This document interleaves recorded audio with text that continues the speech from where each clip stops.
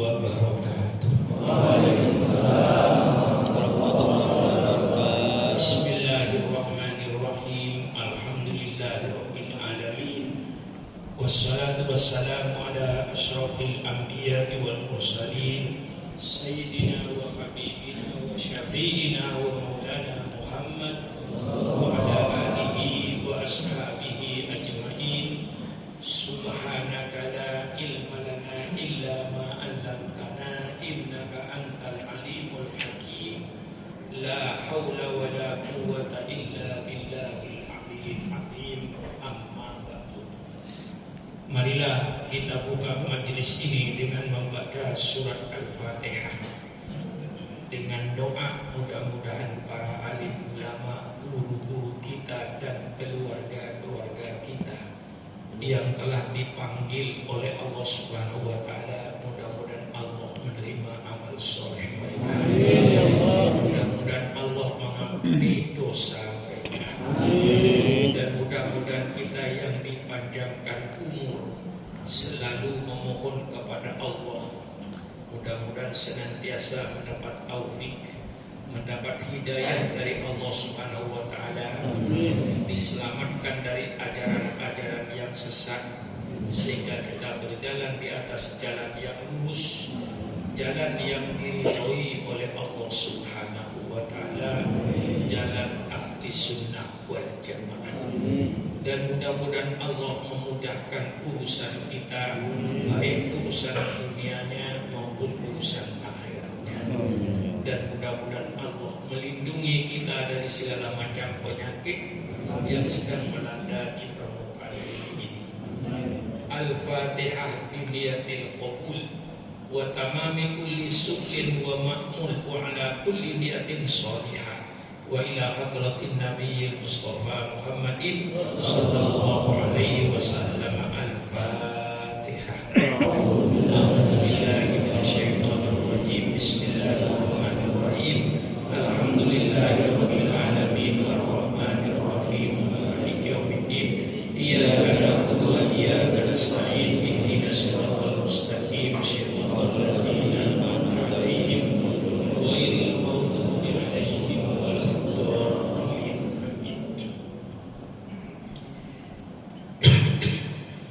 Marilah kita sama memanjatkan syukur kehadirat Allah Subhanahu wa taala yang Allah beberapa bulan yang lalu memberikan nikmat, memperingati saya keluar dari kamar mandi dalam keadaan kaki basah, dan barangkali pembantu saya sedang ngepel keramik yang basah itu, sehingga waktu itu saya kepleset kaki. Yang namanya orang kepleset tentu sudah hilang keseimbangan. Jatuhlah saya waktu itu, terpukullah pangkal paha saya yang sebelah kanan, sehingga waktu itu saya nggak bisa bangun, digotong oleh beberapa guru. Kemudian saya telepon ke Pondok Indah supaya segera dikirim ambulan. Alhamdulillah dari Pondok Indah cepat datang ambulan. Kemudian saya datang di rumah sakit, diperiksa, tentu pertama kali oleh dokter tulang. Difoto kanan kiri atas bawah sehingga fotonya jelas kelihatan. Kemudian setelah difoto, dokter-dokter yang lain berkumpul mengadakan pemeriksaan jantung saya. Alhamdulillah dokter jantung menyatakan jantung saya bagus. Kemudian dokter paru-paru pun periksa paru-paru saya. Alhamdulillah dokter menyatakan bagus. Lalu dokter yang memeriksa ginjal saya, diperiksa ginjal saya, alhamdulillah bagus. Diperiksa gula darah saya waktu itu 156 barangkali, kata dokter normal, bagus. Diperiksa tekanan darah saya, kebetulan waktu itu dengan 80. Dokter nyatakan ini Kiai, bukan tekanan darah umur 80, ini darahnya anak muda. Karena 130 dengan 80, dan akhirnya semua dokter memutuskan dengan tindakan dioperasi. Jadi harus dioperasi, dibuka paha saya ini. Karena tulang, kalau saudara itu potong sapi, memisahkan paha sapi dengan badannya itu ada bongkol yang bulat kayak onde-onde itu rupanya retak. Dan istilah dokter sudah keropos karena umur. Keropos karena umur, sudah nggak mungkin dipakai lagi. Umpama dipaksakan, ya itu perhitungan dokter, kita 2 tahun, 3 tahun nanti baru bisa kembali. Lalu diputuskan supaya dioperasi. Nah, yang jadi masalah waktu itu penggantinya, penggantinya itu logam. Ya banyak bikinan, ada bikinan Jepang, ada bikinan Cina. Tapi yang dicari oleh dokter saya itu bikinan Jerman. Itu logam yang berbentuk kayak undi-undi, lalu ada tulang kecil masuk ke tulang paha.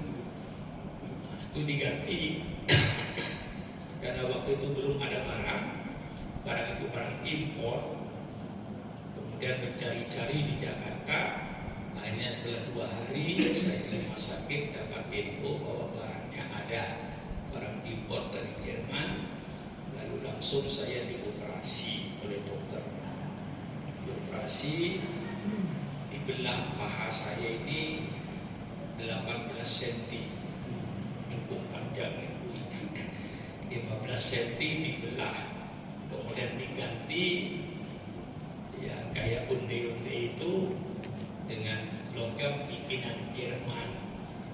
Jadi paha saya ini sekarang paha made in Jerman. Ya tentu dokter menghibur saya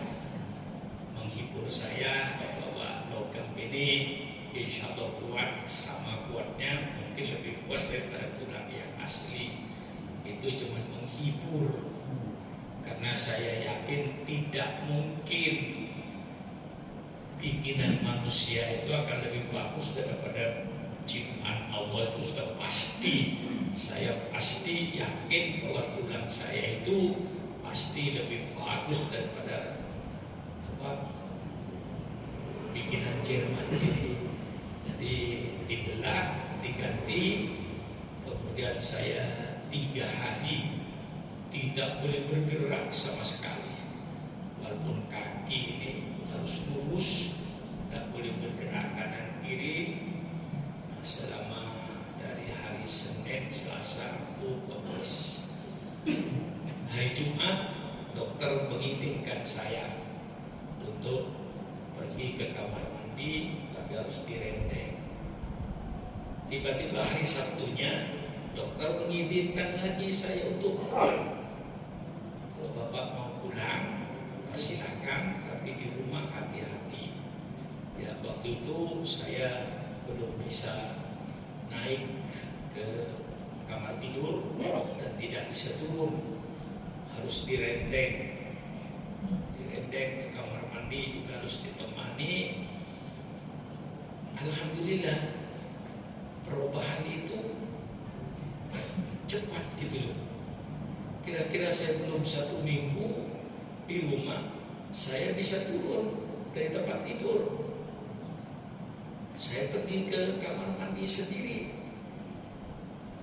Cuman saya nggak bisa naik, nggak bisa ngangkat kaki itu kalau naik ke tempat tidur.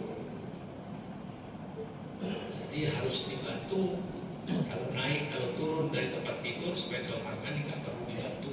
Yang perlu dibantu kalau mau tidur menaikkan kaki. Alhamdulillah cepat lagi. Hanya beberapa hari saya bisa turun sendiri, bisa naik sendiri. tidak perhitungan minggu, tidak perhitungan bulan. Lalu normal saya turun dari kamar, dari tempat tidur, langsung kamar mandi, kembali naik, saya naik sendiri, sudah nggak pakai dibantu. Cuman kalau di jalan saya masih pakai tongkat yang berkaki 4 itu, bisa berjalan ke depan. Alhamdulillah, mungkin pakai tongkat kaki 4 itu hampir 2 minggu saja mungkin. Setelah itu saya ganti dengan tongkat 1 jalan. Alhamdulillah, tongkat 1 pun tidak lama. Barangkali saya pergunakan 1 minggu. Lepaslah saya dari tongkat. Di dalam rumah saya sudah berjalan biasa. Hanya kalau ke belakang saya tentu keliling pondok saya pakai tongkat. Dan terasa alhamdulillah perasaan sakit juga sudah nggak ada. Tadi saya sudah mampu berdiri marhabana, nggak ada efek-efek sakit. Yang sangat sakit digerakkan saja begini, kaki saya itu sangat sakit. Tapi alhamdulillah waktu saya jatuh lalu difoto tulang patah, retak, saya berpikir pada umumnya orang kalau sudah patah tulangnya, apalagi tulang paha, itu biasanya ya bisa 3 bulan, 4 bulan, 6 bulan nggak bergerak. Dan itu perhitungan dokter sebenarnya. Saya pertengahan Februari ini periksa dokter. Menurut dokter nanti pertengahan Februari 1 bulan lagi, kata dia, ketemu saya periksa. Insya Allah nanti pada waktu itu normal tanpa tongkat. Alhamdulillah. Jadi saya banyak alhamdulillah jauh lebih cepat dari perhitungan dokter. Dokter berhitung tanggal 15 Februari, saya akhir Januari kemarin sudah lepas tongkat. Hanya tempo ya 1 bulan lah saya sakit. Ngaji pun hanya 1 kali yang libur. Bulan Januari saja yang diganti dengan anak saya itu. Setelah ini ngaji lagi. Nah biasanya yang patah tulang itu ya naudzubillah. Saya sudah berpikir waktu itu, wah ini paling tidak 3 bulan nanti saya di rumah, kata saya. Tapi alhamdulillah, fa bi ni'mati rabbika fahaddis. Saya dengan Ustaz Malik ini yang mendampingi saya di kamar, perubahan-perubahan itu saya rasakan begitu cepat. Sekian hari, tidak pakai minggu, perubahan itu terjadi. Nah, inilah kepada saudara-saudara dan sebagai kesyukuran saya, karena saya di pondok sudah ngajar biasa, hari Jumat ngajar, tiap pagi subuh juga ngajar. Kemudian saya juga di Depok ngajar, ke Pademangan sudah mulai ngajar. Juga alhamdulillah di sini juga saya telepon kiai, kalau bersedia ya sudahlah ngaji bulan Februari. Jadi kosongnya cuma Januari kemarin dan diganti oleh anak saya itu. Ya alhamdulillah lah, segalanya saya bersyukur kepada Allah sebagai peringatan bagaimana rasanya orang sakit yang selalu sehat biasanya tidak merasakan syukur. Ketika sakit itulah kita tahu nilainya sehat. Orang tahu nilainya sehat itu mahal ketika sakit. Kalau tidak sakit, dia tidak mengerti kalau sehat itu nilainya sangat mahal. Oleh sebab itu Imam Ghazali mengatakan, kalau nikmat itu masih ada, masih nempel pada diri manusia itu, dia tidak akan merasa nikmat. Tapi nikmat itu dirasakan nikmat ya, kalau nikmat itu sudah pergi. Yang tahu nikmatnya orang melihat itu bukan orang yang melihat. Orang yang melihat itu dianggap biasa saja. Tapi yang tahu nikmatnya mata itu orang buta. Dia yang merasakan nikmat orang punya mata sehat, bisa melihat pemandangan, bisa melihat warna. Saya buta, warna cuma satu, hitam.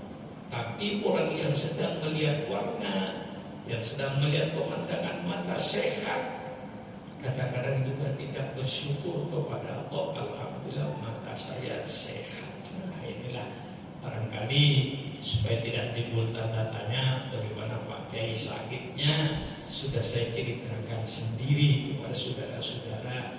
Ya alhamdulillah sekarang sudah tidak ada masalah. Ya sudah tidak terasa sakit, saya berjalan sudah biasa. Tapi memang kaki saya ini pendek sebelah sebenarnya. Cuman karena saudara cinta sama saya, tidak pernah saudara berkata pakai pincang, paling sudah berkata anaknya tidak rata.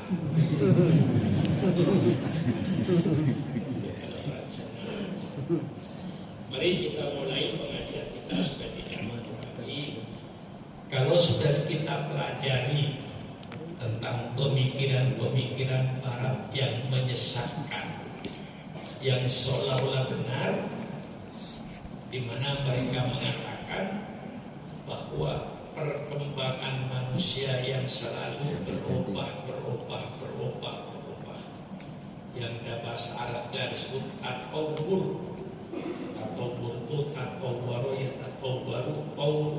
itu artinya berkembang, berubah kehidupan manusia ini. Maka kata mereka, agama itu harus menyesuaikan ajarannya dengan perkembangan manusia. Kalau tidak, agama itu akan mati, akan ditinggal oleh umatnya. Ini pemikiran Barat. Jadi pemikiran Barat itu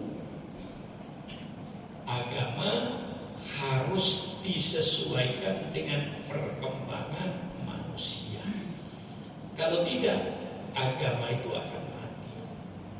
Jadi setiap profesor doktor yang datang dari Amerika kembali ke Indonesia mesti yang di bawah ini, bahwa ajaran agama harus disesuaikan dengan perkembangan manusia. Bahwa perkembangan manusia, ya, wal muta'ammil fi hadha ta'rif yara annahu yaqumu ala fardin asasiyyin kabir wa huwa anna al-asl al-hadir bi turufihi wa ahwalihi wa ulumihi wa ma'arifihi wa taqaddumihi wa tatawwurihi la yunasibu. Sehingga mereka berpikir bahwa perubahan hidup manusia sekarang ini dengan kondisinya, dengan keadaannya, dengan pengetahuannya, dengan kemajuannya, dengan perkembangannya sudah tidak sesuai dengan agama yang dipeluk oleh agama apapun saja, baik agama Kristen, Islam, kata mereka. Maka agama harus menyesuaikan ajarannya dengan perkembangan manusia. Nah, mereka tidak menyadari perkembangan manusia ini kayak apa. Berkembangnya manusia ini kepada yang lebih baik atau kepada yang lebih jelek. Nah, karena perkembangan ini ada dua. Ada perkembangan manusia yang berdasarkan teknologi, ada perkembangan manusia yang berdasarkan hawa nafsu. Itu dibedakan. Nah, perkembangan manusia di bidang hawa nafsu itu pada umumnya perkembangan perubahan yang menuju kepada yang lebih jelek, tidak menuju kepada yang lebih baik. Bisa kita buktikan. Bisa kita buktikan. Memang sejarah ini sebenarnya adalah ulangan. Mereka dahulu tidak kenal pakaian, hidup telanjang, hanya menutupi auratnya yang vital, yang pokok, baik ditutup dengan daun, dengan kulit pohon atau lain-lainnya. Kemudian manusia berkembang lalu mengenal pertenunan.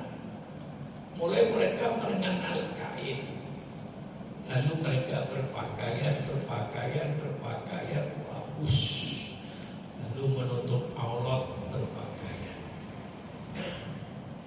Sejarah itu kembali setelah mereka berpakaian, timbullah perkembangan, mulai meninggalkan pakaian, mulai membuka aurat. Yang dulu mereka sudah menutup tubuhnya dengan bagus, perkembangan zaman, lalu sekarang mulai mereka membuka pakaiannya, mulai dibuka pakaiannya. Misalnya dahulu hanya katakan you can see, sudah mulai dibuka tubuhnya, memperlihatkan dadanya. Nah, sekarang sudah lebih jauh lagi, sudah berani telanjang manusia. Lagi perkembangan, dia nanti akan berkembang. Mungkin nanti suatu akan kembali lagi berpakaian yang sopan lagi. Itu namanya sejarah manusia. Karena sejarah manusia ini sebenarnya hanya ulangan, tidak ada sejarah baru. Saya contohkan misalnya, sekarang orang naik ke bulan, katanya sudah sampai ke bulan, tapi sekarang sudah tidak ada beritanya lagi sampai apa tidak. Kalau tahun 71 mereka sudah sampai di bulan, sudah menginjakkan kakinya di bulan, mestinya sekarang sudah ada turis jurusan bumi bulan, tapi spesial nggak ada apa-apa. Apa benar dia itu sampai? Lihat sejarah ini, kalau kita periksa secara mendetail, itu bukan sejarah baru. Fir'aun menyuruh kepada kaumnya, bikinkan aku menara yang tertinggi. Saya mau naik ke menara itu, saya mau melihat Tuhannya Musa itu ada enggak? Itu Fir'aun. Nah, sekarang dia pergi ke bulan. Setelah naik ke atas, Armstrong berkata, saya ke atas tidak mendapatkan apa-apa, tidak ada Tuhan itu. Nah, prinsip substansinya sama dengan Fir'aun dulu, cuma teknologinya yang berbeda.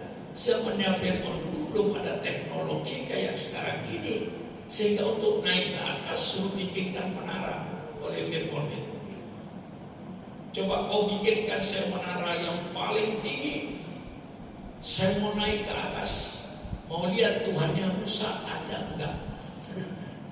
Substansinya sekarang juga sama. Naiklah kau ke bulan, lihat ada Tuhan enggak. Teknologinya yang berbeda, tapi tujuannya sama. Teknologinya saja yang berbeda. Itu sejarah. Sejarah itu cuma ulangan, mengulangi yang sudah-sudah, hanya kadang-kadang berbeda teknisnya. Ya, karena sekarang dengan kemajuan ilmu pengetahuan modern ini, nah, jadi yang dinamakan perkembangan itu perubahan. Nah, ini kita mau koreksi sekarang. Kebenaran pendapat Barat itu benar apa tidak? Mari kita koreksi. Kita juga sudah dikoreksi. Yang namanya perkembangan itu perubahan. Perkembangan yang kita inginkan, perubahan kepada yang lebih baik, dari yang lebih baik kepada yang terbaik. Nah, dan sekarang ukurannya yang dipakai baik atau tidak baik, apa yang dipakai ukurannya? Apa pakai ukuran agama? Apa pakai ukuran nafsunya? Kalau ikut ukuran nafsunya, maka perkembangan itu menuju kepada yang tidak baik. Seperti sekarang ini misalnya, pergaulan bebas. Sekarang terjadi pergaulan bebas di mana-mana itu sebenarnya. Hanya di kelompok kita saja yang kelihatannya bagus. Sebenarnya pergaulan bebas terjadi di mana-mana sekarang ini. Di kampus mahasiswa dan mahasiswi. Kadang-kadang mahasiswi dengan alasan belajar bersama, lalu kemalaman, karena kemalaman gak berani pulang ke asramanya, bermalamlah di asrama laki-laki itu. Apa yang terjadi? Terjadilah pergaulan bebas.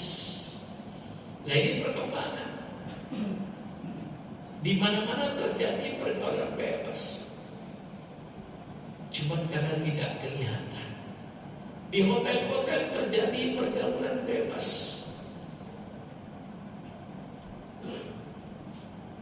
Istirahat jam 12 dari kantor. Itu kadang-kadang sudah booking kamar hotel itu. Apa yang booking perempuan, apa yang booking laki-laki, terserah. Lagi perkembangan.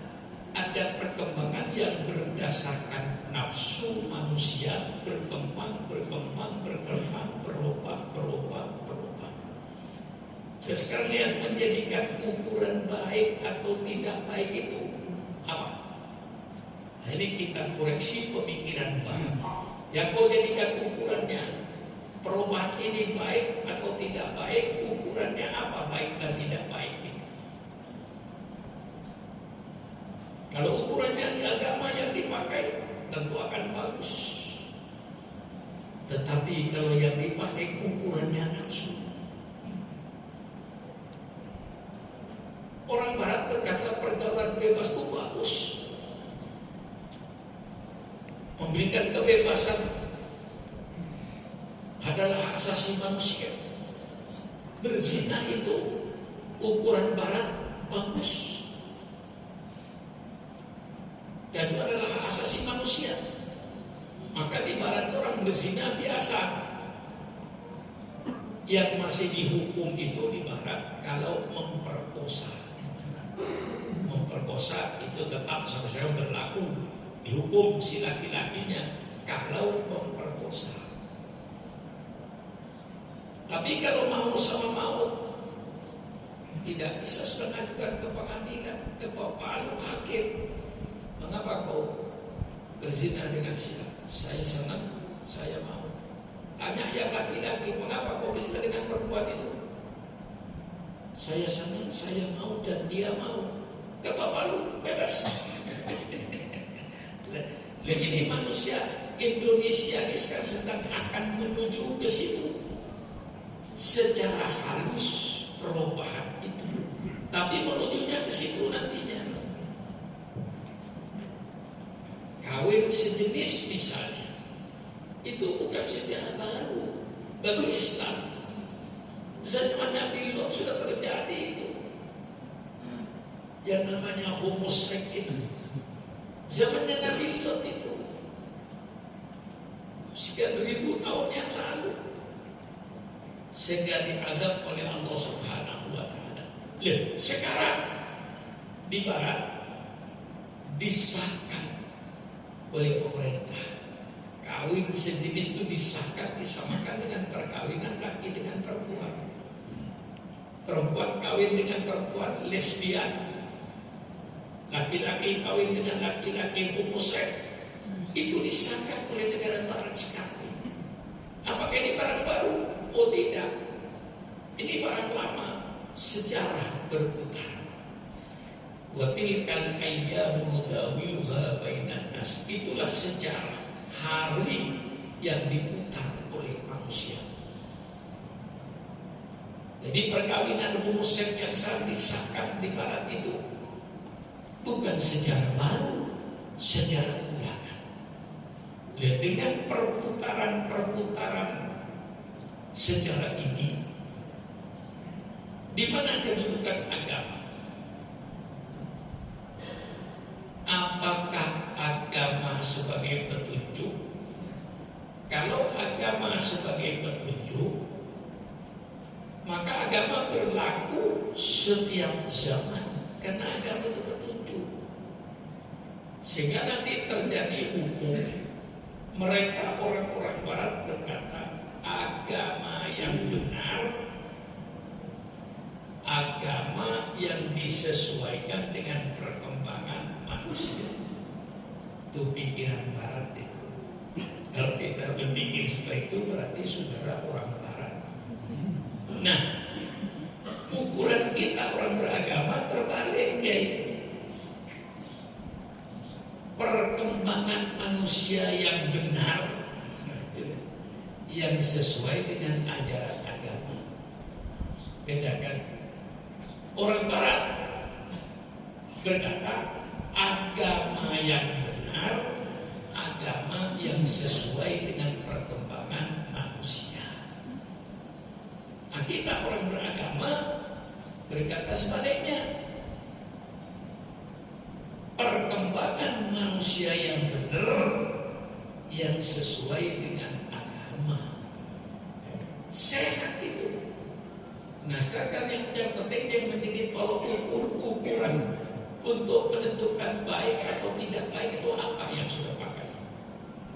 Termometernya itu apa? Tentu agama dan akal yang bisa menentukan baik atau tidak baik. Kalau nafsu nggak bisa dijadikan ukuran. Jadi kalau orang-orang barat berkata, di sini dikatakan oleh orang-orang barat, ya,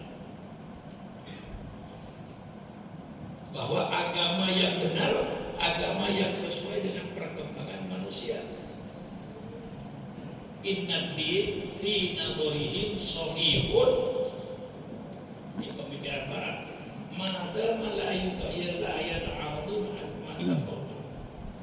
Sesungguhnya agama itu dalam pandangan mereka itu benar, selama agama itu tidak bertentangan dengan perkembangan manusia. Ukuran mereka, ukuran nafsunya.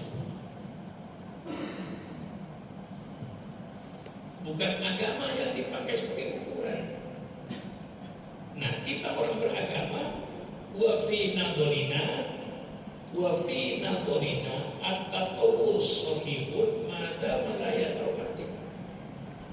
Kita orang beragama berpikiran bahwa perkembangan manusia itu benar selama perkembangan itu tidak bertentangan dengan agama. Terbaliknya, mereka berkata agama yang benar, agama yang sesuai dengan perkembangan manusia.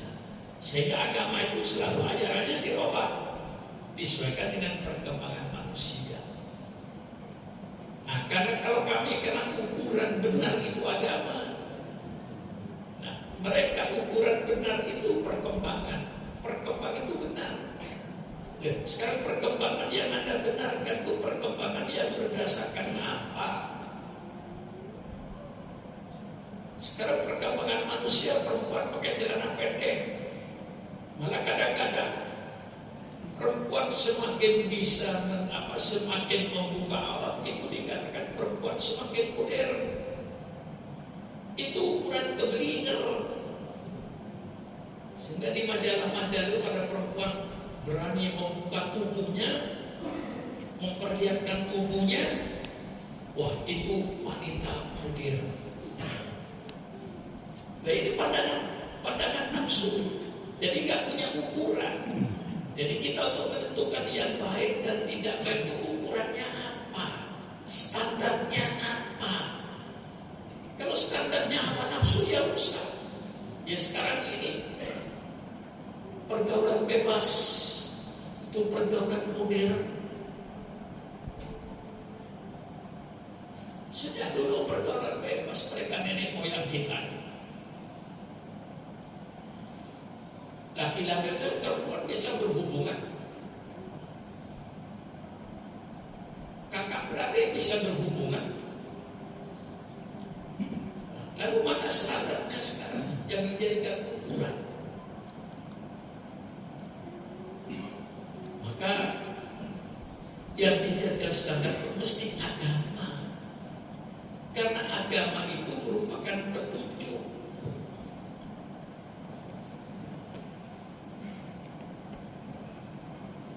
Kadang-kadang filosofi sekarang ini agama harus disesuaikan dengan akal manusia. Ini pada umumnya intelektual itu ahli filsafat, al-filsafat berkata seperti itu. Agama itu harus disesuaikan dengan akal manusia. Mari kita koreksi lagi. Akal itu banyak. Ada akalnya Supron Makmun, ada akalnya Al-Mukarram Kiai Mustafa, ada akalnya Al-Mukarram Kiai Sofyan, ada akalnya Kiai A, Kiai B. Berapa akal yang ada di dunia ini? Ini kita koreksi pemikiran barat, supaya kita tidak makmum kepada pemikiran barat. Seolah pemikiran barat itu benar terus.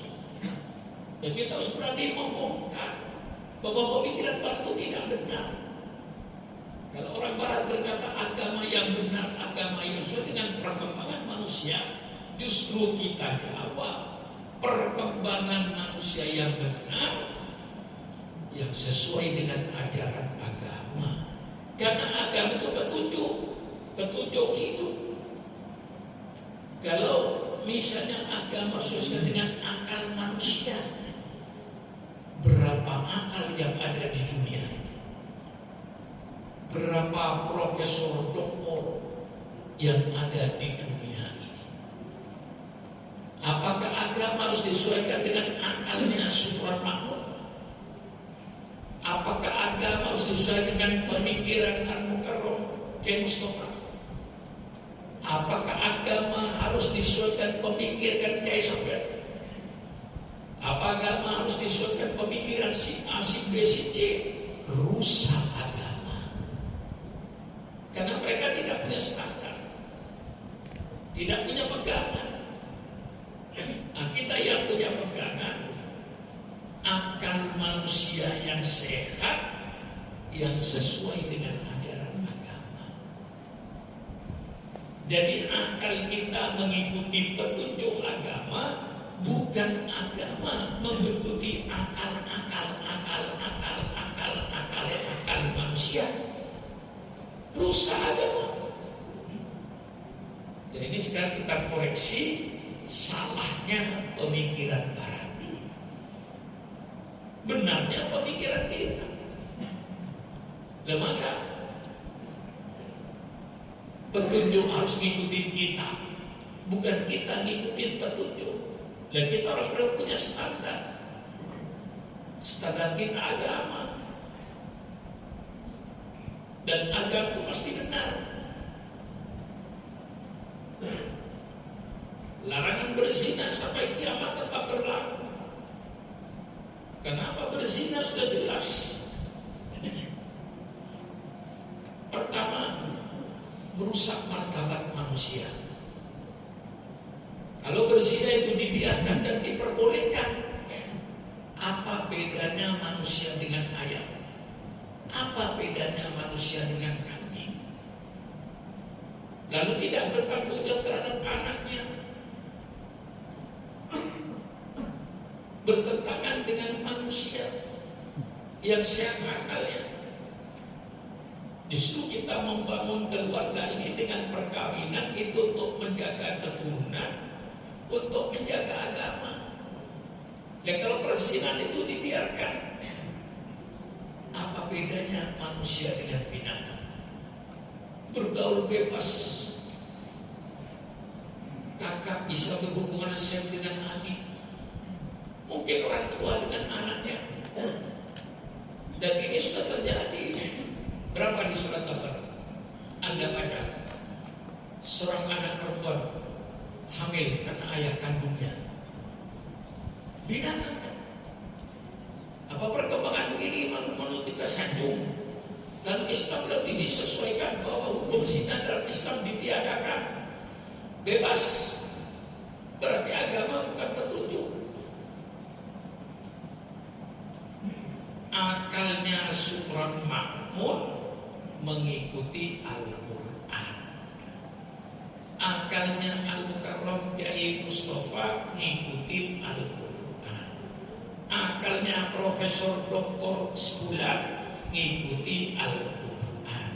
Al-Quran sebagai patokan tolok ukur, sehingga akal manusia yang sehat, akal manusia yang sesuai dengan ajaran agama, perkembangan manusia yang benar, perkembangan manusia yang sesuai dengan agama, jangan dibalik-balik.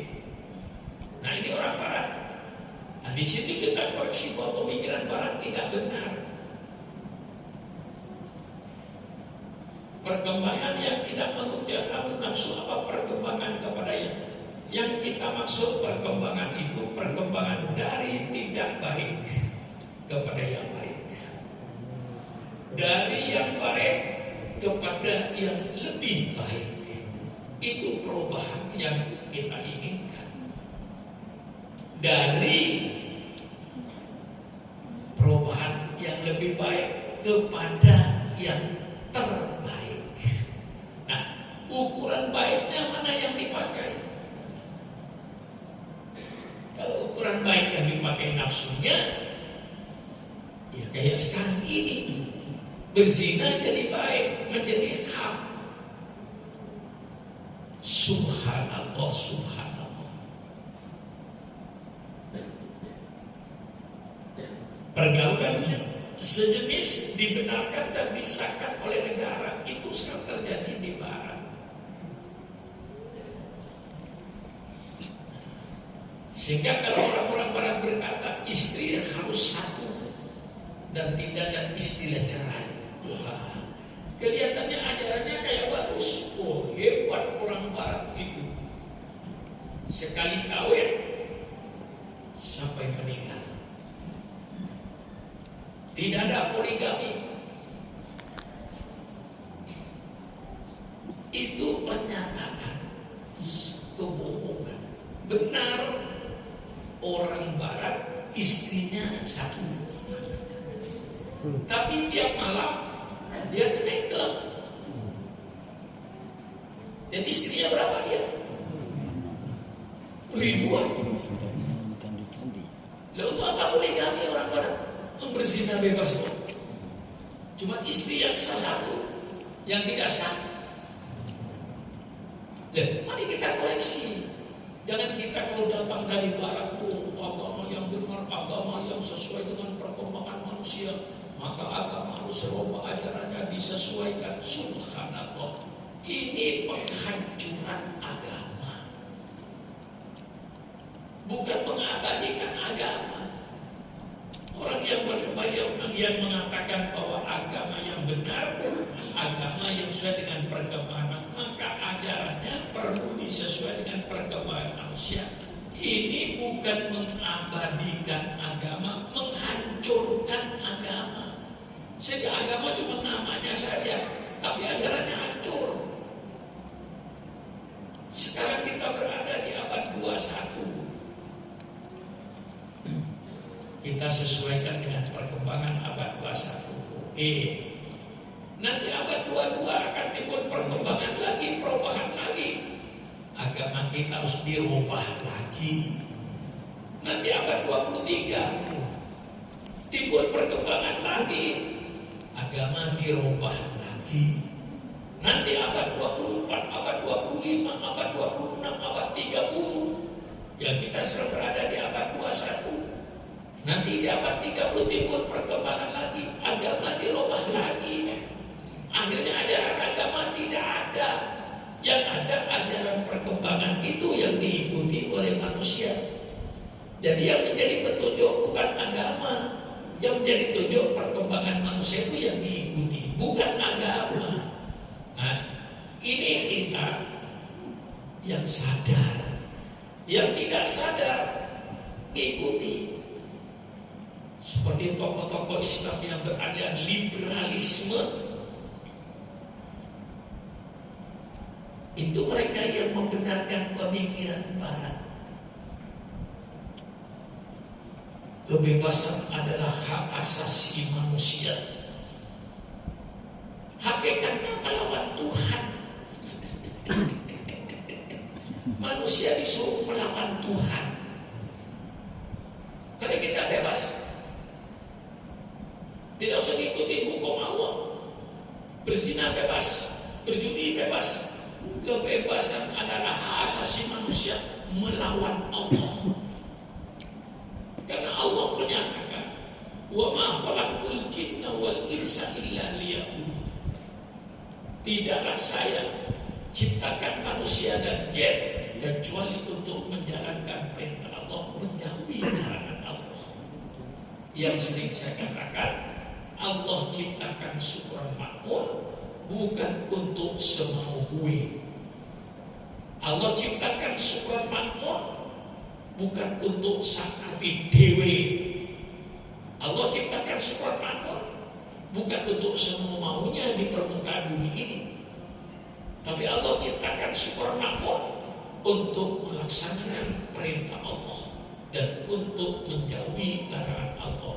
Agama yang dijadikan tolok ukur bukan hawa nafsunya, bukan akalnya, yang dibuat orang nafsunya dijadikan tolok ukur. Ini kesalahan Barat.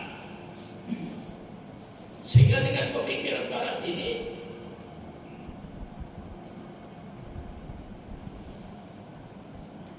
timbul 3 hal. Awalan asrun al-khatir, asrun mutatawwirun mutaqaddimun, wa syahida at-tahawulat mutawwirat kabir. Zaman kami ini zaman modern, zaman perkembangan, zaman yang maju. Berarti sebelumnya tidak maju. Lalu yang kedua, tartabitu ta'liquddin fi kulli asrin bi durufi wa ahwalihi. Dia menganggap bahwa agama itu dilahirkan sesuai dengan kondisi dan situasinya. Sehingga orang-orang kadang lalu memplesetkan lagi seolah-olah agama itu hasil daripada peradaban manusia. Ini lebih jahat lagi.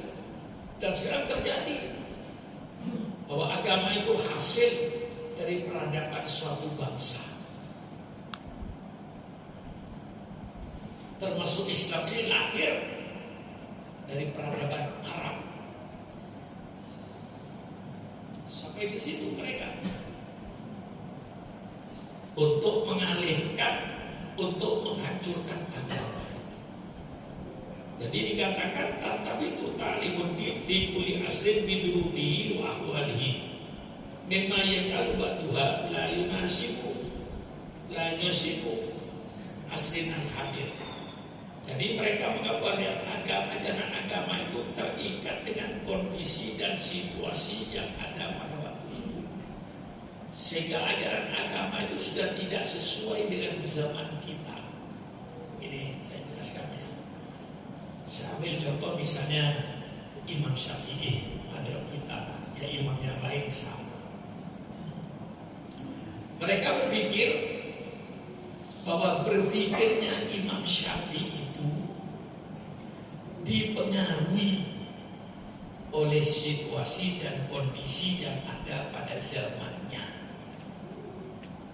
Jadi seolah-olah pikiran Imam Syafi'i bukan pikiran agama. Pikiran Imam Syafi'i yang dipengaruhi oleh kondisi dan situasi yang ada pada zamannya. Kalau pikiran Imam Syafi'i itu dipengaruhi oleh situasi dan kondisi yang ada pada zamannya, sedangkan kita hidup pada zaman lain dan kondisi situasi yang tidak sama dengan zaman Imam Syafi'i, maka pasti pemikiran Imam Syafi'i itu tidak sesuai dengan kita. Ini pandainya dia main silat lidah. Mereka silat lidah, kita silat lidah. Ilmu kita lawan dengan ilmu, pemikiran kita lawan dengan pemikiran. Jadi mereka itu untuk menyelewengkan kita itu dia uraikan. Pada zaman Imam Abu Hanifah keadaan politik begini, antara umat Islam melakukan macam sedang perang, situasinya semacam itu, keadaan ekonomi seperti itu, maka pemikiran Imam Abu Hanifah pasti dipengaruhi oleh suatu dan kondisi pada zaman itu. Dan kalau pemikiran Imam Abu Hanifah itu hasil dari pemikiran kondisi dan situasi yang ada pada waktu itu, kita sekarang berada pada kondisi dan situasi yang tidak sama, maka berarti ajaran Abu Hanifah sudah tidak sesuai dengan kita lagi. Nah itu silat lidahnya. Nah kita tentu orang hanya sekadar pakai akal nanggung-nanggung, iya. Karena Imam Syafi'i dulu tentu dipengaruhi oleh politik zaman itu, dipengaruhi oleh ekonomi zaman itu, pemikirannya. Sedangkan kita sekarang berada dalam situasi yang berbeda dengan dia, maka pemikiran dia sudah tidak sesuai dengan kita. Termakanlah oleh sebagian generasi Islam ini sehingga mereka berpikiran barat. Ini saya koreksi sekarang, mulai mengoreksi salahnya pemikiran barat, kita koreksi. Dan memang salah. Nah, karena Imam Syafi'i tidak terpengaruh oleh kondisi dan situasinya ketika dia mengambil kesimpulan daripada Al-Quran. Sekarang saya kasih contoh, yang sering saya kasih contoh.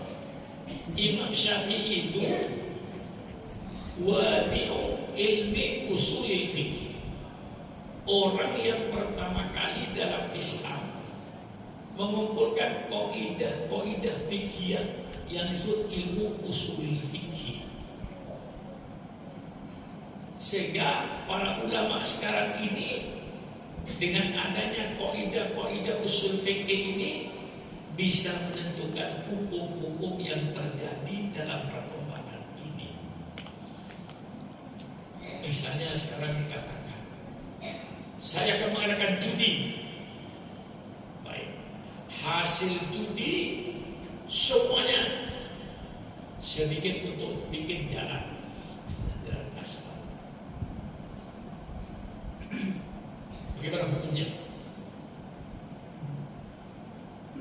Kalau orang bertanya sama saudara, saya mau bikin judi, hasil judi untuk aspal jalan, bagaimana hukumnya? Nah, dengan adanya kaidah dari Imam Syafi'i, hukumnya haram. Tidak usah aspal jalan dan tidak usah main judi. Karena apa kata Imam Syafi'i? Darul mafasid muqaddam ala jalbil masolih. Mencegah bahaya itu lebih diutamakan daripada mengambil manfaatnya. Betul ada manfaatnya, tapi bahayanya besar. Darul mafasid muqaddam ala jalbil masolih. Mencegah bahaya itu harus didahulukan daripada mengambil manfaat. Walaupun judi itu ada manfaatnya, tapi bahayanya lebih besar. Bagaimana kalau rakyat semuanya terus main judi? Perekonomian pasti hancur. Orang dagang tidak, orang tani tidak, semuanya main judi. Hancurlah bangsa ini. Karena permainan judi itu merusak. Di mana merusaknya permainan judi? Karena permainan judi tidak mendatangkan harta, menghabiskan harta. Saya contohkan sekarang 5 orang main judi. A, B, C, D, E main judi. Kalau 5 orang itu main judi setiap hari, katakan tiap orang punya modal 1 juta, berarti duit itu ada 5 juta. 5 orang main judi dengan duit 5 juta ini. Duit 5 juta tidak bertambah, tetap 5 juta 1 minggu, malah berkurang. Apa? Duit 5 juta cuma pindah dari saku ke saku, jumlahnya tetap malah berkurang. Berkurangnya apa? Dimakan. Ketika main judi dia minum, ketika main judi dia makan. Hari Senin masih utuh 5 juta, dipotong makan. Katakan 100.000. Hari Selasa dipotong lagi 100.000. 50 hari selesai, habis duit 5 juta dimakan. Dan kalau dia sudah habis modalnya, mau main judi apa dia? Kalau tidak merampok, kalau tidak korupsi. Nah, di sini bahayanya. Jadi kalau ada orang bertanya, bagaimana Pak Kiai? Saya mau membuka judi, tapi semuanya judi ini saya bikin jalan aspal. Imam Syafi'i memberikan kaidah darul mafasid muqaddam ala jalbil maslih. Bagaimana Pak Kiai? Kepentingan pribadi, kepentingan pribadi persilakan, tidak dilarang oleh agama. Siapa yang mengatakan kepentingan pribadi itu dilarang? Tidak ada. Jadi orang berkata saya tidak ada kepentingan pribadi, bohong. Mesti ada. Kayak saya tidak ada kepentingan pribadi, bohong. Istri saya makan, kok anak saya makan. Nah, dalam Islam gimana hukumnya? Kepentingan pribadi persilakan, nah, selama tidak menghambat kepentingan umum. Maslahatul jam'i muqaddamun ala maslahatil fardi. Subhanallah, alangkah indahnya kaidah ini. Maslahatul jam'i muqaddam ala maslahatil fardi. Kepentingan umum harus didahulukan dari kepentingan pribadinya. Persilakan kepentingan pribadinya, selama tidak bertabrakan dengan kepentingan umum, jalankan kepentingan pribadi. Tapi kalau mau tabrakan dengan kepentingan umum, stop kepentingan pribadinya, dahulukan kepentingan umum. Alangkah indahnya kaidah ini, saudara. Ini pemikiran kapan? Pemikiran 1200 tahun yang lalu. Ini bukan pemikiran sekarang, bukan. Pemikiran Imam Syafi'i ketika baca ayat Quran, baca hadis, dia tarik kesimpulan satu kaidah definisi. Setelah memahami ayat Quran, memahami sunnah-sunnah Rasulullah, Imam Syafi'i menarik kesimpulan maslahatul jam'i muqaddam ala maslahatil fardi. Kepentingan umum harus didahulukan dari kepentingan pribadi. Bukan berarti kepentingan pribadi tidak boleh. Persilakan kepentingan pribadi. Tapi kalau kepentingan pribadimu akan merusak kepentingan umum, stop kepentingan pribadinya, laksanakan kepentingan umum. Masya Allah, saudara, kalau ngaji ini alangkah indahnya kaidah. Ini pikiran kapan? Pikiran 1200 tahun yang lalu. Kira-kira dengan zaman sekarang masih relevan, masih sesuai? Oh, masih sangat sesuai. Karena yang namanya kebenaran, dalam orang barat, kebenaran itu tidak ada. Kebenaran sifatnya relatif. Bahasa Arabnya kayak bersifat nisbiyun. Nisbiyun itu relatif. Ini barang benar pada zaman ini, gitu. Benar pada zaman ini. Zaman lain nanti belum tentu benar. Itu namanya kebenaran relatif, tidak bersifat abadi. Itu pemikiran barat. Tidak ada kebenaran yang abadi. Kebenaran itu sifatnya kondisional dan temporer. Ini dibenarkan pada hari ini, belum tentu besok pagi benar. Ini dibenarkan tahun ini, belum tentu nanti dibenarkan pada tahun 3 tahun yang akan datang. Ya sudah, contohnya dalam bidang politik misalnya, perkembangannya. Dulu zaman Bung Karno dengan berpegangan sama Pancasila, ditafsirkan sendiri, akhirnya melahirkan namanya demokrasi terpimpin. Pada zaman Soekarno semua membenarkan, tidak ada yang membantah itu. Yang namanya demokrasi terpimpin itu hasil Bung Karno. Datang Soeharto, timbul tatawur, perkembangan yang dipegang Pancasila juga, dengan penafsiran keempatnya melahirkan namanya demokrasi Pancasila. Pada waktu dibenarkan lagi, zaman reformasi hilang, P4 hilang, malah sekarang akan timbul Pancasila mau diperas menjadi 3 sila, trisila mau diperas lagi menjadi ekasila, yang namanya gotong royong hancurlah. Kenapa? Pedomannya apa? Pedomannya bukan agama, otak dia. Dan otak itu mungkin benar, mungkin tidak.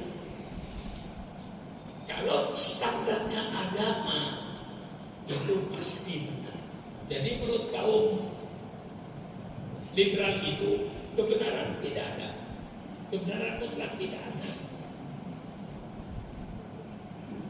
Ini benar pada hari ini, besok pagi belum tentu benar. Benar pada zaman Soeharto, sudah tidak benar pada zaman reformasi. Benar zaman Bung Karno.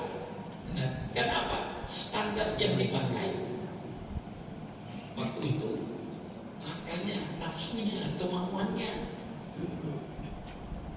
Apakah nanti pemikiran Pak Jokowi akan dibenarkan 10 tahun yang akan datang? Mungkin dibenarkan, mungkin dimaki-maki. Jadi kebenaran mutlak tidak ada. Tapi dalam Islam kebenaran mutlak itu ada. Nah, sehingga kebenaran mutlak itu tidak kenal waktu, tidak kenal zaman. Seperti tadi kaidah 41 kaidah definisi yang dilahirkan oleh Imam Syafi'i dalam ilmu fikih, yang sering saya kemukakan pada saudara-saudara. Seperti kaidah-kaidah tadi, masih banyak kaidah-kaidah yang lain. Al-hajatu qad tanzilu manzilatat darurat. Kebutuhan itu kadang-kadang menduduki kedudukan darurat karena kebutuhan. Misalnya, bagaimana hukumnya laki-laki mengajar perempuan atau perempuan mengajar laki-laki? Bagaimana hukumnya?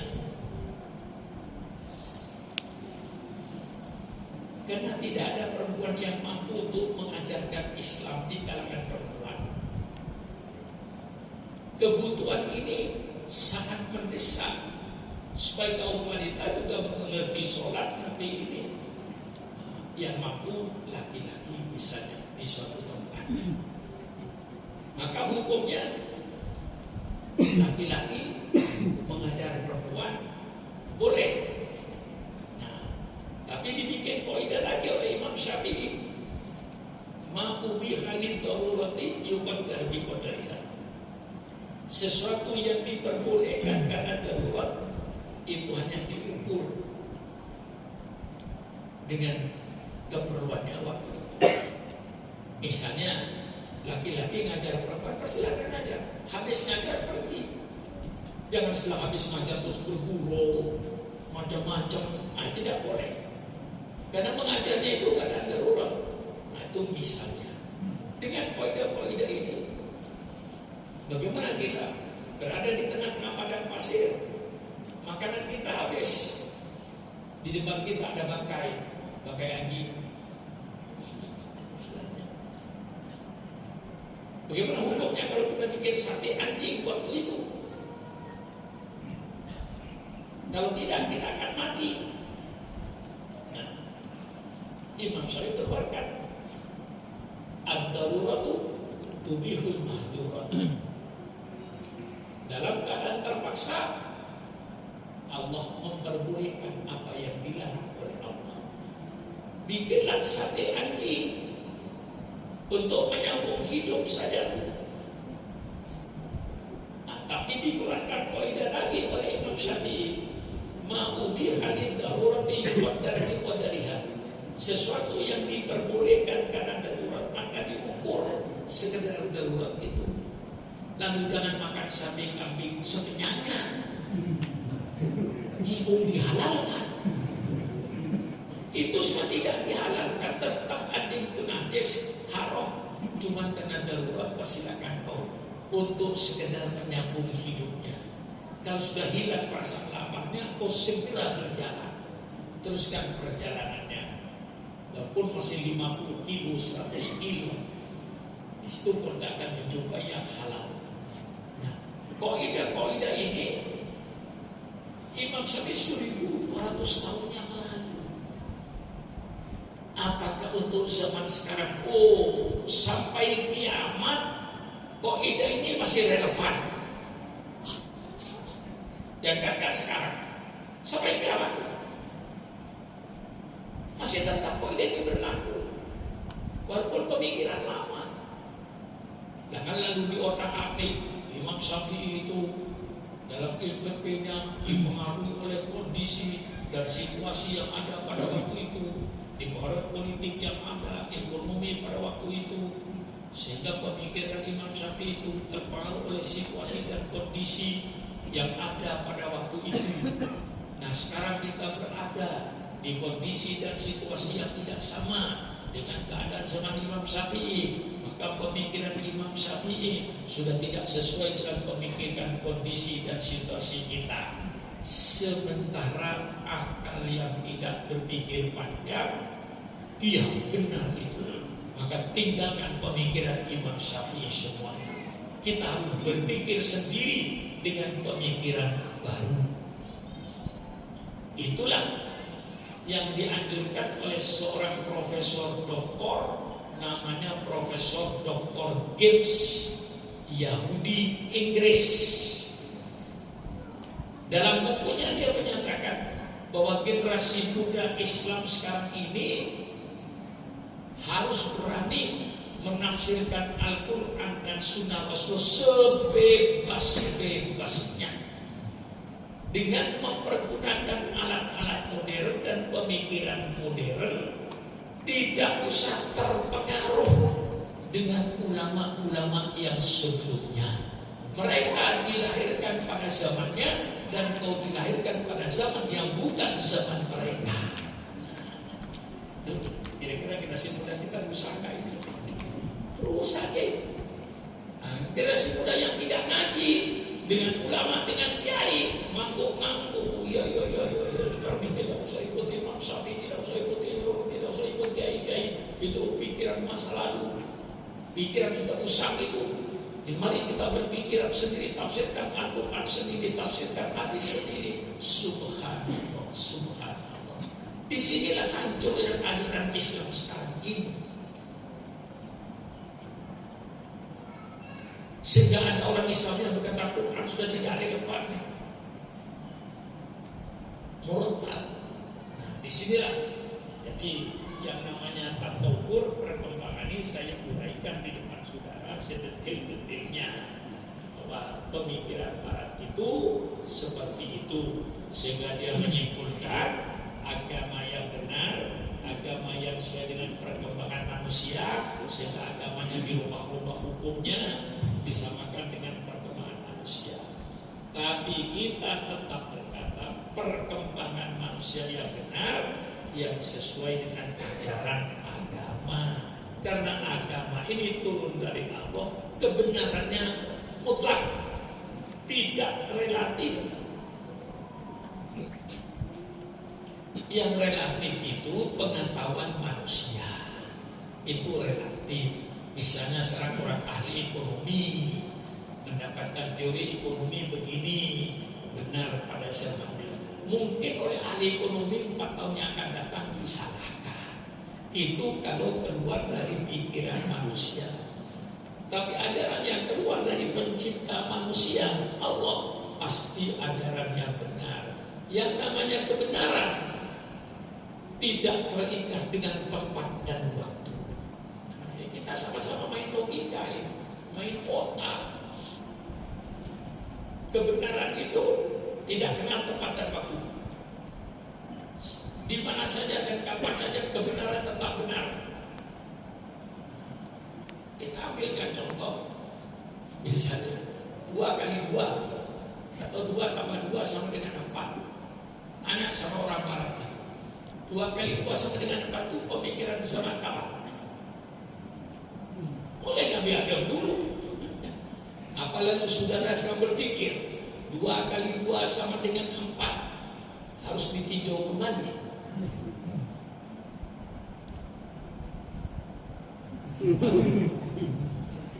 Otaknya miring.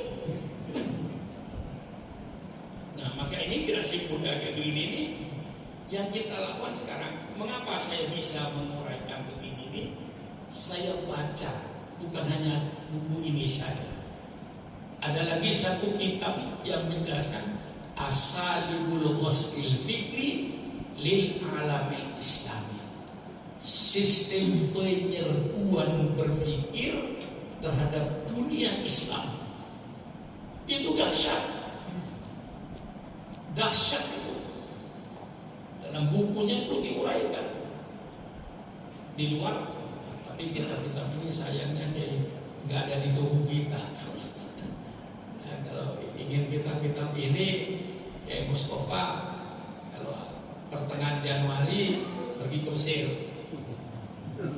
Nah, di Mesir itu ada pameran kitab baru, bukan Fathul Mu'in, bukan Fathul Qorib. Kitab baru dari pemikiran orang-orang kita yang profesor doktor itu mesti nyusun kitab baru. Nah, ada kitab namanya Asalib. Asalib itu dari uslub, sistem. Asalibul Wasli, Asalibul Wasli Fikri lil Alamil Islam. Sistem waslu itu penyerbuan berpikir terhadap dunia Islam. Hancurkan pikiran orang Islam. Generasi mudanya hancurkan pikiran mereka dengan cara apapun saja, sehingga mereka mengumpulkan berbagai macam masalah yang dilemparkan ke dunia Islam yang nanti akan membingungkan umat Islam. Di Indonesia sudah berkali-kali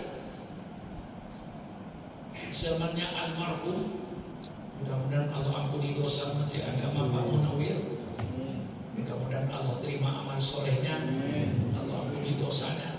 Pada waktu itu dilempar ke dunia Islam bahwa hukum waris dalam Islam ditinjau kembali. Itu terjadi. Dan saya termasuk penentangnya waktu itu. Hukum waris dalam Islam perlu ditinjau kembali. Mengapa? Perempuan yang badannya lemah justru mendapat bagian satu. Laki-laki yang badannya sehat bisa jadi duit, malah dapat dua. Tidak adil. Ini diskriminasi. Penindasan yang kuat terhadap yang lemah. Perlu ditinjau kembali hukum ini. Goncanglah. Ya, kalau saudara di Cikarang tidak terlalu goncang karena nggak mendengar. Di kota-kota goncang. Hanya saya datangi ke Menteri Agama waktu itu. Pak Menteri kata saya, Al-Quran itu datang dari Allah. Lihat dari betul hati saya itu. Laki-laki dapat dua, perempuan itu ketentuan Allah. Kalau kasus yang dilihat oleh Pak Menteri Agama, karena ada orang perempuan miskin, anaknya banyak, suaminya miskin, dapat warisan satu. Ada anak laki-laki, ekonominya bagus, punya perusahaan, punya pabrik, warisan dapat dua. Itu Pak Menteri sebaiknya bukan merubah hukum Quran. Hukum Quran hukum yang adil kata saya. Itu persilakan Pak Menteri Agama bikin fatwa bagi saudara-saudara yang ekonominya sudah mapan, bagus, sebaiknya harta warisan itu dengan ridho, dengan rela berikan kepada keluarga yang nasibnya kurang baik. Tidak ada masalah kata saya. Tapi kalau ini mau dirubah, sekarang bisa terjadi kasus lain Pak Menteri kata saya. Pak Menteri melihat orang laki-laki dengan anaknya banyak miskin.